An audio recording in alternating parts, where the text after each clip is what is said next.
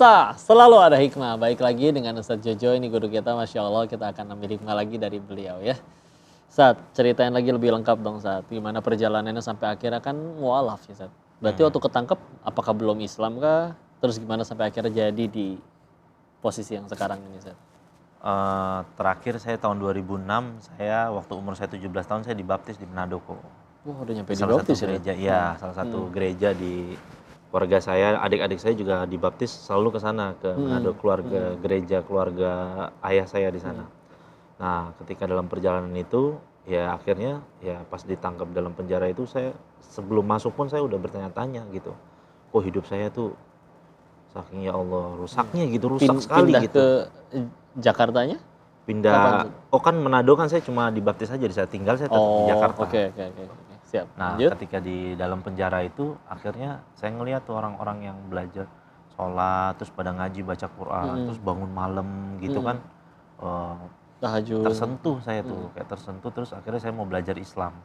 Nah, ketika kan di Polsek kan biasanya habis itu setelah itu cuma sementara dipindahkan ke rutan, Betul. nah, rumah tahanan. Ketika dipindahkan ke rumah tahanan, ada salah satu orang yang menyarankan saya untuk mengikrarkan keislaman. Karena kan kalau di Polsek nggak mungkin tempat itu di masjid biasa kok mualaf-mualaf begitu. Nanti di situ nama kamu juga bisa diganti di situ. Saya bilang nggak usah, saya nggak mau yang kayak gitu-gitu. Ya udah saya udah jadi orang Islam aja begini, saya sholat gitu segala macam.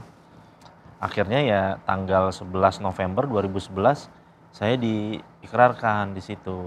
Nama saya tadinya Joshua Sweet jadi Muhammad Ali Yusuf. Dari Ustadz yang ngebimbing di situ yang ngasih? Iya, jadi ada petugas lapas itu atau rutan yang memang dia sarjana agama, emang ustadz gitu yang bertugas di situ. Akhirnya ya udah saya diikrarkan di situ sama jamaah-jamaah, disaksikan jamaah-jamaah kan pertama disuruh mandi dulu kan, suruh mandi, dikasih baju koko, dikasih peci, itu mandi, niatnya dikasih tahu kan niat mandi masuk Islam kayak gitu. Ya udah, akhirnya setelah itu ya banyak tuh yang nanti kamu ikut program santri aja belajar dari Iqra saya kok, dari Abatasa saya, iya.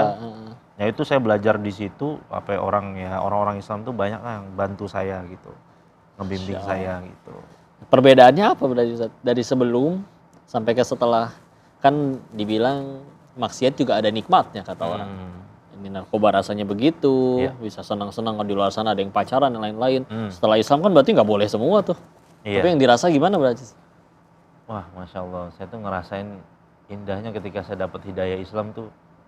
Bukan saya lebih-lebihkan kok, seperti ada cahaya di hati saya tuh, memang bener kok, kayak terang gitu kok hati saya tuh. Kayak dikasih apa ya, kayak dikasih senter gunung sih gitu. Dalam hati saya tuh kayak ada senter gunung di dalam hati saya kok.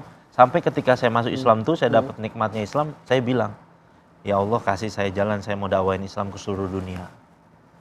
Itu berikhlas waktu langsung masih di dalam? Iya, saya bilang karena saya pengen orang-orang teman-teman saya, keluarga saya ngeliat tuh kan kayak kesian gitu kok saya di dalam penjara. Padahal kayak sebenarnya sayang kasihan sama mereka. Mereka nggak nemuin Islam yang saya temuin gitu. Iya, terus keluarga gimana tahu-tahu keluar udah Muslim?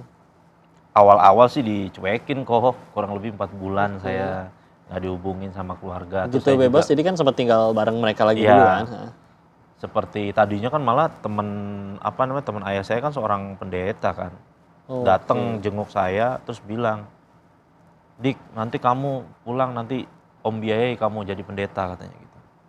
Nanti om sekolah kan kamu gitu. Iya, nanti kamu kan akan kasih banyak kesaksian nanti di gereja, cocok kamu jadi pendeta, biar om biayakan nanti hidup kamu katanya. Begitu, nggak tahu jadi begini kok. Iya, ini juga sama memberi kesaksian juga ya.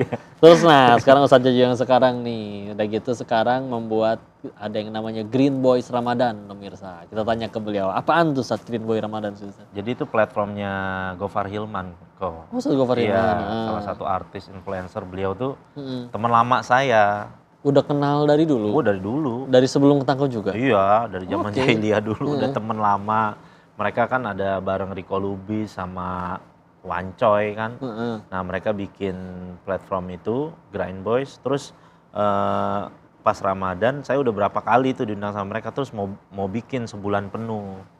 Akhirnya 30 episode diajakin tuh sama mereka. Karena menurut mereka cocok nih masuk sama penonton-penonton mereka gitu kan. Yang memang rata-rata tuh ya terus terang aja jauh dari agama Masih lah. selengean Kebanyakan juga ya. betul kok. Masya Allah, dan akhirnya itu yang aktif ya, selama sebulan full tayang setiap hari berarti Ustaz? Iya, Setiap sore? setiap jam 5 sore Setiap tuh. jam 5 sore? Wah, ini pas nunggu buka. Iya, ya. betul. Lagian kalau di YouTube bisa dilihat lagi ntar kalau mereka lagi Iya, ngabuburit. betul, ya kan? betul. Kira dari kekuatan medsos itu, sekarang juga tambah dikenal. Terus gimana Sat? Tambah ramai sekarang?